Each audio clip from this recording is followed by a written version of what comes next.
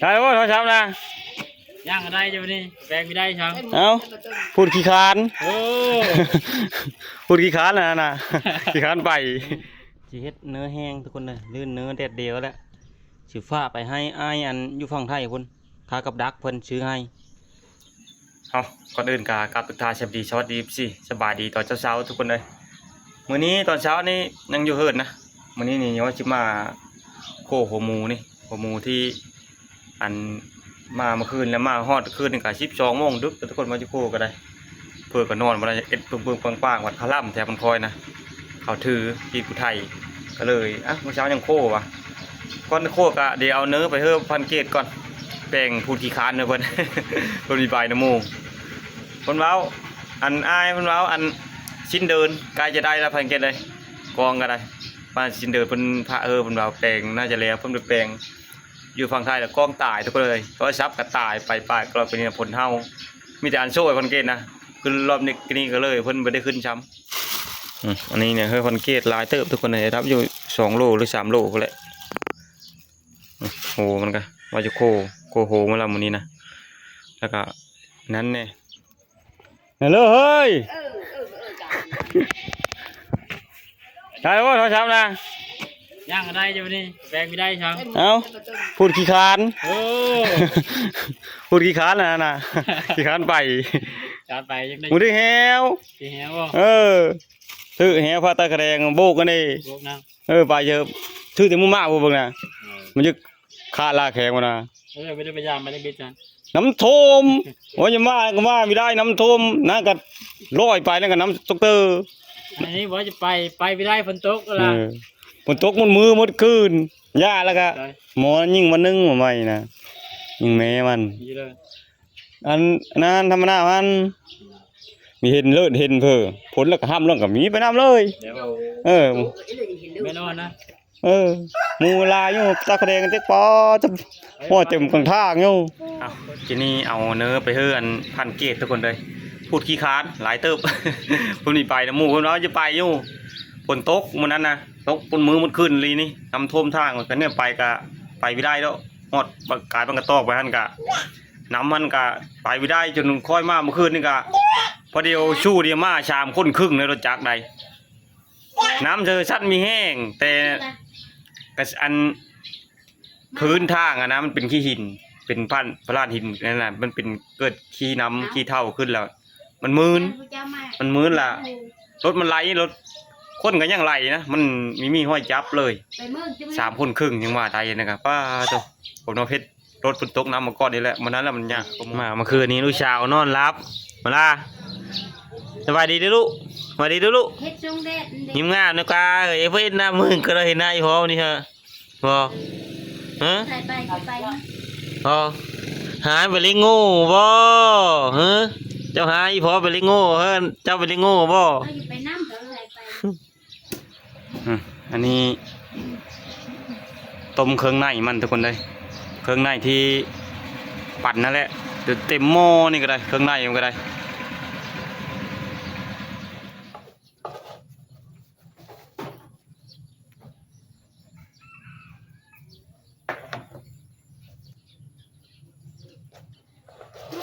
ปิ่นยังลูกจ้ะเปิดทั้งลำ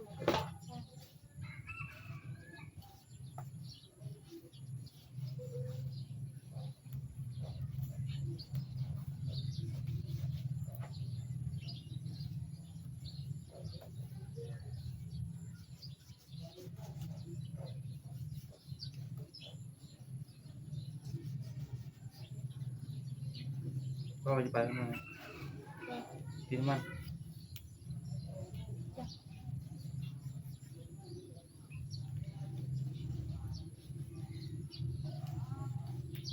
ชื่อคนกันนี้จะได้เงินมาซื้อ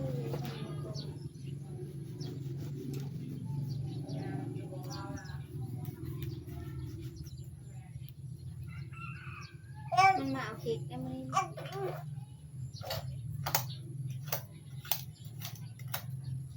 แล้วมันเกิดปูมั้ง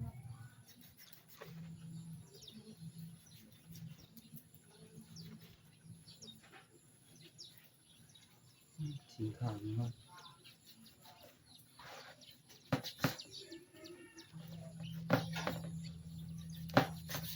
ยข้างหูเถอะโคกไปแล้วโหมันนะข้างมันจงมันตาแดดเก็บไว้ตะโกนข้างมันไม่ได้ทิ่มนะอันนี้ข้างเก่ามันที่ได้ชุดก่อนนี่ละ ถ้าคนนั้นก็จะให้ สายโซลายไม่ได้เก็บไปแล้วทุกคนเลยมีแต่ซ้ำนี้นี่สี่ว่าปุยได้เฮียมันทุกคนมีแต่เฮียมันอันนี้แต่วีโค้งนี่ วีโค้งโค้งเติร์ดด้วยเฮียหมูนี่ชิ้นหูมาแล้วปิ้งหูเนี่ยลิ้นมาเนี่ยปิ้งกินข้าวเช้ากินข้าวเอาหมดแล้วปิ้งอันนั้นเนี่ยปิ้งไว้เพื่อบุพาเข้มจัก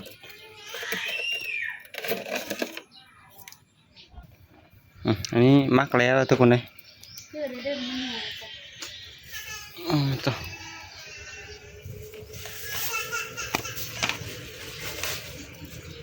นี่ตอนสีมันได้นี่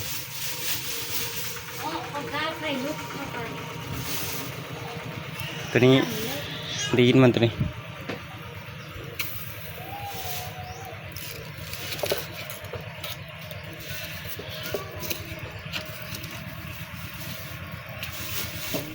จีเฮ็ดเนื้อแห้งทุกคนเลยลื่นเนื้อแดดเดียวแล้วสิฟ้าไปให้อ้ายอันอยู่ฝั่งไทยคนค้ากับดักเพิ่นซื้อให้กะบ่หลายแบ่งหลายคนแต่ซ้ำนี้แหละจงค้ากับดักเพิ่นเดี๋ยวให้แม่ผู้พาเพิ่นมักยางกะชุกแล้วทุกคนมากินข้าวมานี่นี่มันทั้งหมดอันนี้นำของเสียบบนคอมันนั่นผู้พาเฮาเฮ็ดธรรมาอยู่สายแล้วโง่กับท่านอ้อตะไห้ 10 โมง ทั้งลีนทั้งอันนั้นหูมันตะชุกหูมันนะเวลากินข้าวแต่ว่าเอ้ยลูกแต่ว่าเอ้ยยิ้มหวานนี่ลูกยิ้มหวานเลยหวานเลยคู่เบอร์ย่างแล้วทุกคนเลยวันนี้สิผ้าแพรว่าเพิ่นไปเวลาลุกอะไรเข้าเมืองกันทุกคนเลยวันนี้แดดขัดกันวันนี้หลังจากมาแต่เมืองว่าอันที่เข้าป่าตอนแรกนะแต่ว่าที่ได้ไปได้บ่พอเจอน่าจะได้ไปอยู่ไปกับประมาณ3-4 คนคือเก่าแล้วกับทีมงานพูดนะดูดิลูกดูดิไปไว้เอ้ยเบิ้งหัวลูกทางเนี่ยเด้อวันนี้เด้อ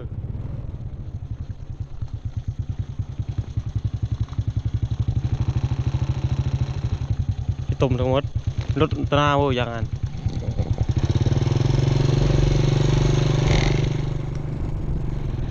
เดินกันดูดิถูกแขกคือทางนา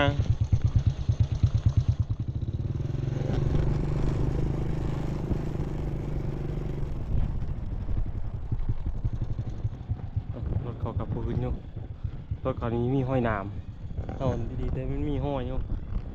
มีดอกยาง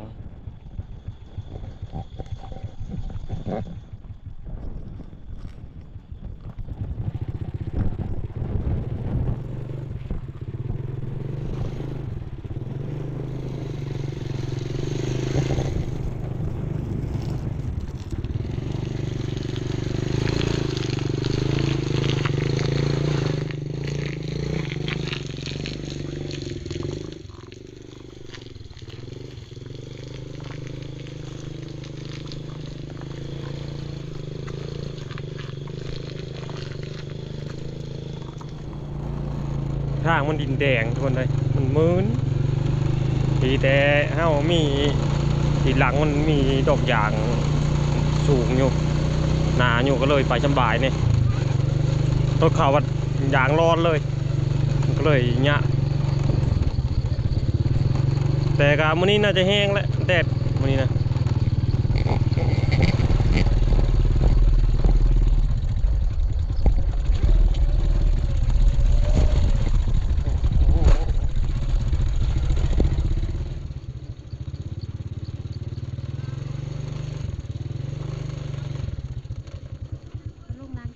เฮ้ยบ่ครูข้อไม่ได้บ่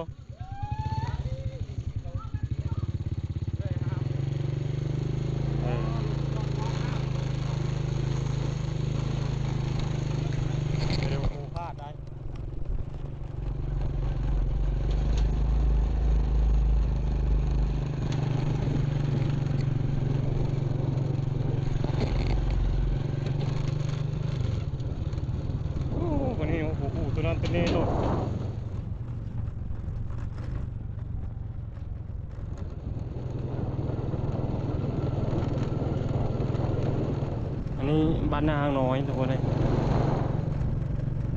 พี่จะทางเป้เพ่ไปเลยฮะ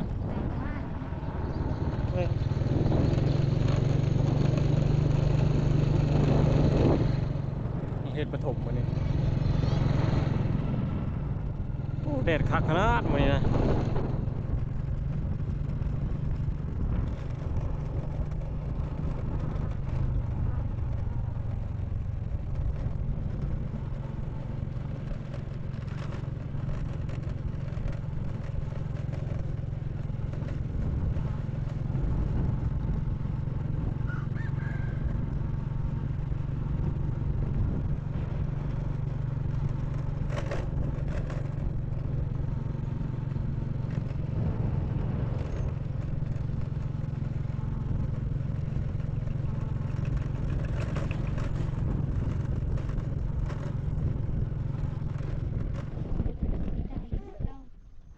หอดเลยทุกคนเลยเคิงที่เอามาหลายๆน่ะเอามาส่งให้เขาเจ้านะแต่นี่ก็ส่งแล้วละเอามากินข้าวนี่ก็แล้วเดี๋ยววันนี้จะไปเอาเคิงตัวอีกเคิงคนนี้นี่เอาเคิงกับเขา เครื่องกับฟ้า กินข้าวแล้วลูกจ้านะไปเอาเคิงแต่เนอะพวกเพื่อแม่พาเพื่อนเข้าตลาดนี่เอาไปซื้อเคิง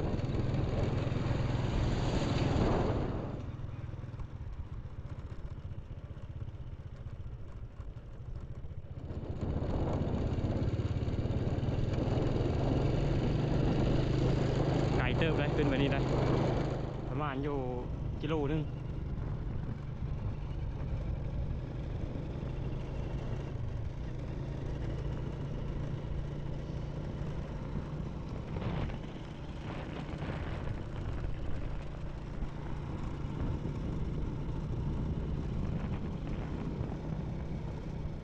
หอนบอลเอาเคิร์กันเลยเดี๋ยวเข้าไปเอาก่อนทุกคนเลย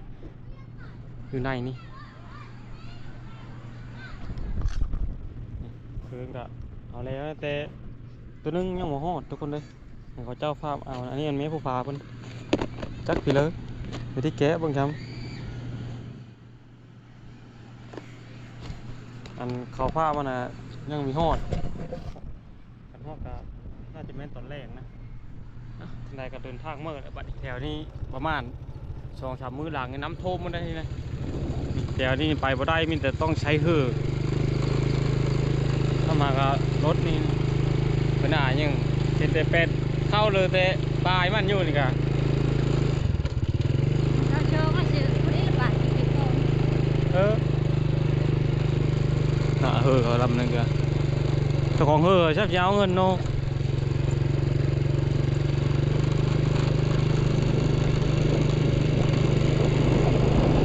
น้ำบ่กระไดนึง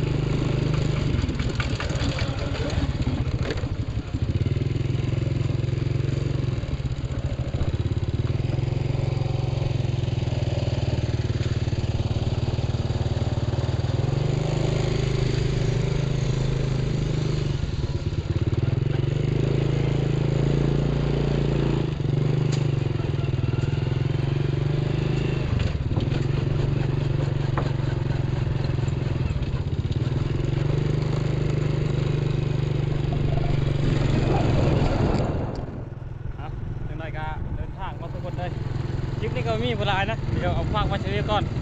คลิปหน้าไปดูหน้าพอได้ไหมเดี๋ยวเมื่อนี้เดินทางไปป่าอีกนี่ก็ได้